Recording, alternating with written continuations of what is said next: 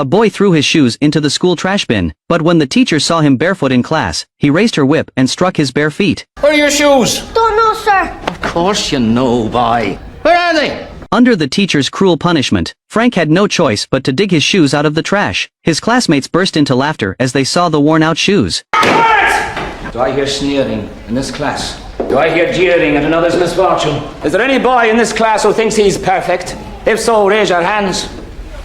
No, there are boys in this class who have no shoes at all. And it's not their fault. It's not their shame. Even though the teacher tried to defend him, Frank couldn't shake the feeling of shame. Because deep down he knew he'd have to wear those shoes for at least 4 or 5 more years. Frank's family was poor. Since he could remember, he had never had a full meal. Even though his family was struggling, his mother had a baby almost every year, giving him 5 brothers and sisters in just 4 years. To make matters worse, his father was lazy, spending all his time doing nothing. With no source of income, the youngest sister, just days old, died from starvation because there was no formula. Grief and poverty pushed Frank's father to make a tough choice. He left America, a land of dreams for so many, and moved the family back to Ireland, looking for a new start. They couldn't afford the journey, so they borrowed money from Frank's grandmother, but the elderly woman could only help with the rent. Even with good intentions, she couldn't support the whole family. They moved into a house that hadn't been cleaned, and that night, Frank's twin brothers cried, bitten by lice. Despite cleaning the mattress the next day, one of the twins developed a fever. His mother sent Frank's father to get coal for hot water, but when they finally got their coal ticket, the coal yard had already closed. Frank tried to pick up some of the coal that had fallen on the ground, but his father stopped him, teaching him to be proud. With empty hands, they returned home. Frank's mother's face was filled with disappointment. She immediately brought her 2 eldest sons to the entrance of the coal yard and picked up 2 bags full of coal to go home. But it was too late. No matter how hard she tried to save them, the baby still died from the illness. As Frank watched his little brother's body slowly covered by dirt, he understood for the first time what death really meant.